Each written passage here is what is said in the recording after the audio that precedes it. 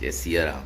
आप देख रहे हैं मनीष झौरी ब्रजवासी ब्लॉग। आज फिर मैं आप सभी मित्रगणों के, अपने नटखट मित्रों के सामने प्रस्तुत हूँ एक अद्भुत चित्रण का प्रस्तुतिकरण करने के लिए और एक अद्भुत ज्ञान अलौकिक प्रदान करने के लिए। वो ज्ञान एक दिव्य ज्ञान है, वो ठाकुर की सानिध्यता से ही प्राप्त हो सकता है। आज हम फिर एक बार चर्चा करेंगे प्रेम के बंधन का वंधन, प्रेम का वंधन का वंदन, प्रेम के बंधन का वंदन का चित्रण करेंगे और उसका साक्षात्कार और उसके प्रस्तुतिकरण आपके समक्ष उपस्थित करते हैं। वो श्री ठाकुर जी श्री कृष्ण और उद्धव का व्याख्यान प्रस्तुत करेंगे और किस तरीके से श्री कृष्ण भगवान ने उद्धव के ज्ञान के वृक्ष के पत्तों को झाड़ दिया था। ठाकुर जी ने, ये लीला होती है ठाकुर की अद्भुत अलौकिक दिव्य। किस तरीके से झाड़ा था उसका प्रस्तुतिकरण आपके समक्ष प्रस्तुत करने जा रहे हैं हम। एक बार उद्धव जी श्री कृष्ण भगवान के शयन कक्ष में रात को पहुंचे।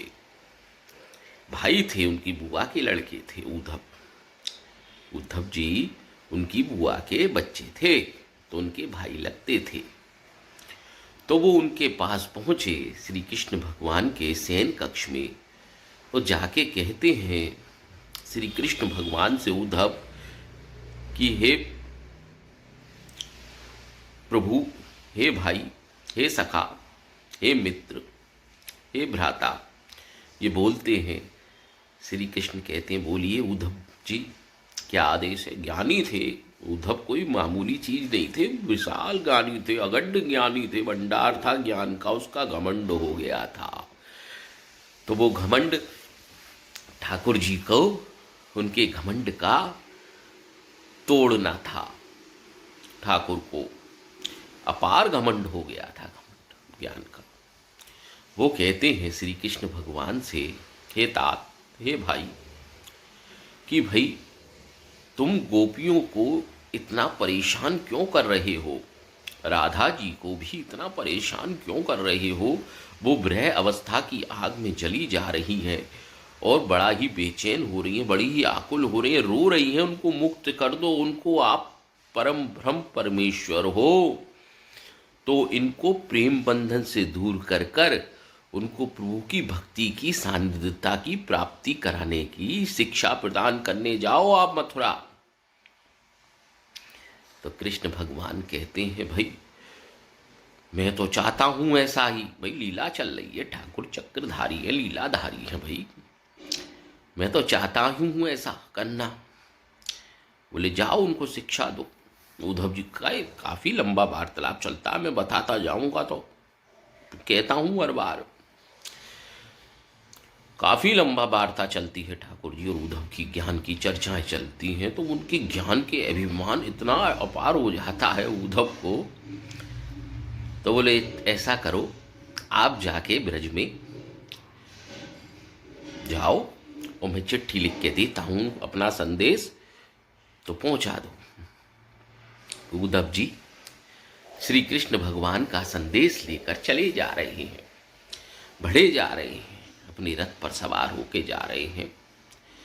गोपियों की और श्री राधा कृष्ण के उस प्रेम बंधन से मुक्त करके भक्ति बंधन में लगाने के लिए साहब पहुंच गए। उद्धव जी चलते फिरते, गोपियां मिलती हैं सब प्रथम, तो सब जानती हैं उद्धव जी तो कृष्ण के हैं भाई। पहुंच गए वो माँ। गोपियां खड़ी थी, क्या संदेश लाए हो हमारे कान्हा का। आंसू आ रहे हैं सब गोपियों की आंखों से, क्योंकि विरह की अग्नि बहुत थी, वो छोड़ चुके थे गोकुल छोड़ गए थे। तो साहब वो पहुंच गए, महावार्तालाप हो रही है, लाए कुछ संदेश। बोले नहीं। बोले उस प्रेम में क्यों पड़ती हो, विरावस्था की आग में जली जा रही हो, रो रही हो, रुदन कर रही हो, टेंशन में हो, परेशान हो, बेचैन हो, व्याकुल हो, क्या जरूरत है ऐसे प्रेम की जिस प्रेम के कारण तुम्हारा यौवन जड़ा जा रहा है, ढला जा रहा है, मिलन की आकांक्षाओं में लगी हुई हो। प्रभु आएंगे मिलन करेंगे, प्रभु आएंगे मिलन करेंगे, इस आकांक्षाओं में लगी हुई हो। तो उद्धव जी ये समझाते हैं गोपियों को। तो गोपियां कहती हैं तुम तो ये बताओ उद्धव जी, आप तो ये बताओ कि हमारे लिए क्या संदेश भेजा है श्री ठाकुर कृष्ण भगवान ने। वो कहते भक्ति करो, मुक्ति पालोगे, परमेश्वर तुम्हारे इस समय समीप है, भक्ति करो, भजन करो, भजन करो, भजन करो। नहीं समझ में आता भैया, वो तो प्रेम के बस में जो हो जाता है ठाकुर की, किसी के भी प्रेम के बस में संसार कितना भी उसको समझा दे नहीं बैठता, पागल हो जाता है, बोरा जाता है।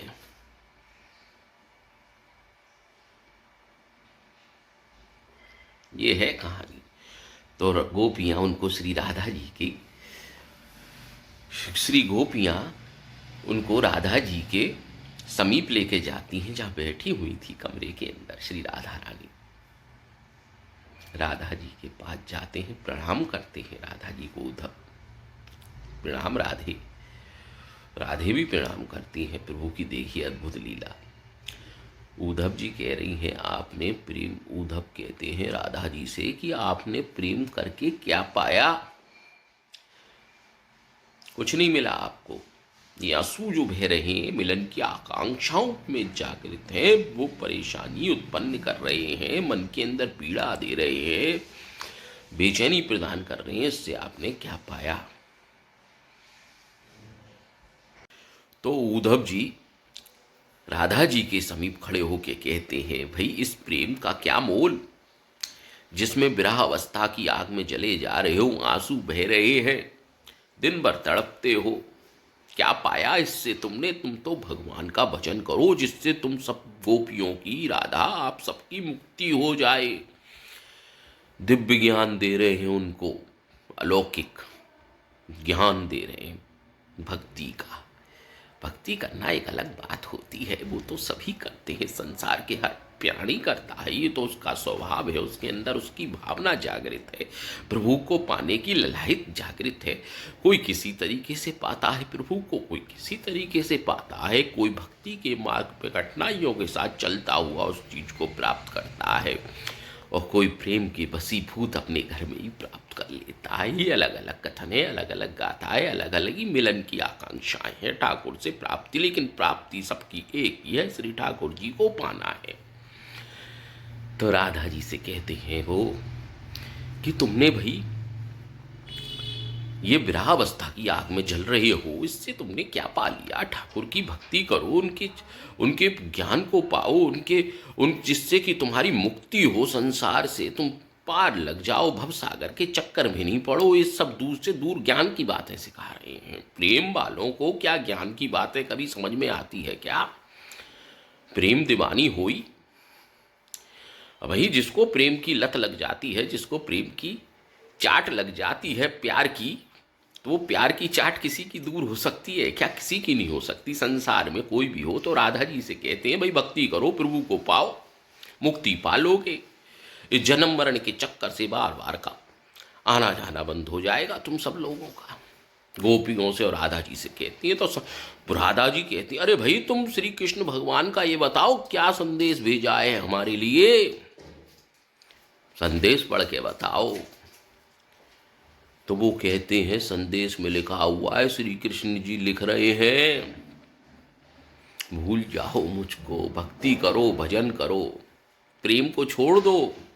ओ हो, इतना ही कहना क्या था? अद्भुत चित्रण प्रस्तुत हो गया, सबके सब व्याकुल हो गई, रोने लगी, रुदन करने लगी, ये वो सब होने लगा उपस्थित उस समय वहां पर। उद्धव जी कहते हैं देखो अब तो तुम्हारे भगवान ने भी लिख के दे दिया। भाई उनके लिखने से क्या होता है? राधा जी कहती हैं अरे भाई उनके लिखने से क्या होता है?